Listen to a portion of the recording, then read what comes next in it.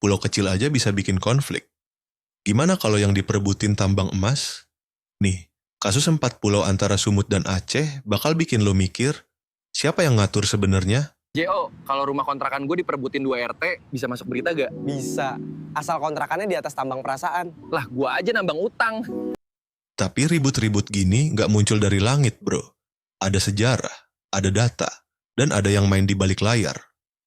Nah sekarang kita gali dulu, asal-usul konfliknya kayak apa?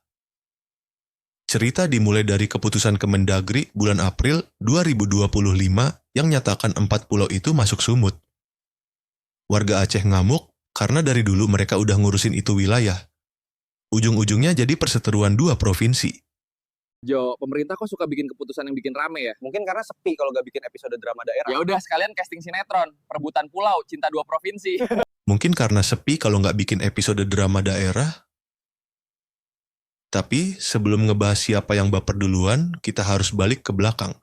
Sejarah siapa yang duluan nanam bendera di situ. Tahun 1956,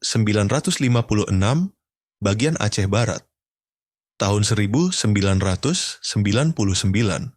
masuk Aceh, singkil peta Kemendagri, dan KKP juga dukung Aceh. Jo, sejarahnya kayak disusun pakai aplikasi editing ya? Pakai fitur cut paste climb, terus di render pakai ego politik.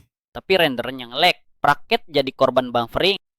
Tapi anehnya, sempat masuk Sumut, pakai fitur cut paste claim, terus di render pakai ego politik. Tapi tunggu, sejarah doang nggak cukup. Yang bikin rame tuh, ada yang lebih dalam. Bukan cuma soal tanah, tapi ada bau-bau duit di bawah laut sana. Diduga punya potensi tambang laut, pasir kuarsa, jalur strategis, bisa jadi lokasi militer atau ekonomi kelautan, atau motif pengaruh politik and pemetaan wilayah strategis. Beneran ini rebutan pulau apa nyari panggung? Bisa dua-duanya. Tapi panggungnya udah rame, tinggal bikin drama selanjutnya. 4 pulau, 4 kekuatan. Siapa di balik semua ini? Bisa dua-duanya. Tapi panggungnya udah rame, tinggal bikin drama selanjutnya. Tapi akhirnya, semua ribut-ribut ini ditutup dengan satu keputusan dari yang punya kuasa paling tinggi. Presiden turun tangan langsung. Tapi, bener nggak sih ini penyelesaian atau cuman penenang sementara? Rapat terbatas dipimpin Presiden Prabowo memutuskan 4 pulau resmi masuk Aceh. Bobi Nasution minta warga Sumut legowo. Itu tetangga kita, bukan musuh kita. Bobby main aman banget ya? Iya, strategi politik 101. Biar nggak kepilih, minimal nggak dibenci. Kalem bener. Kayak teh manis dikasih es batu Biar perdamaiannya. nggak kepilih, minimal nggak dibenci. Tapi bro, di balik semua ini ada pelajaran yang bisa kita serap soal gimana sejarah, kebijakan, dan rakyat sering jadi alat catur. Kita bahas deh. Nih bro, dari kisah 4 pulau ini, ada beberapa hal yang harus kita renungin, bukan cuman dijadiin bahan gibah digital. Pertama, administrasi wilayah itu penting banget. Kalau dari awal dokumen, peta, dan pendataan penduduknya bener, nggak bakal ada yang merasa dikibulin. Masalahnya, kita kadang baru ngecek peta pas udah rame di media. Kedua, rakyat tuh sering dijadiin tameng, tapi jarang dikasih peta yang bener. Pas rakyat ribut, elit diem. Pas elit bagi wilayah, rakyat cuma jadi penonton.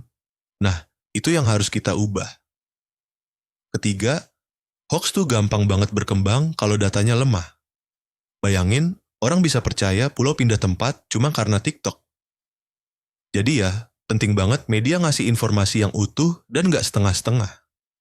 Jangan cuma ngejar klik, tapi ninggalin akal sehat. Dan terakhir, penting banget buat rakyat tahu sejarahnya sendiri. Jangan cuma ngerti sejarah kerajaan yang viral di Reels, tapi buta soal tanah sendiri. Karena kalau kita nggak ngerti masa lalu, kita gampang banget diatur masa depan sama yang ngerti. Soalnya bro, di negara kita, yang pegang data bisa jadi raja. Yang paham sejarah bisa bikin peta.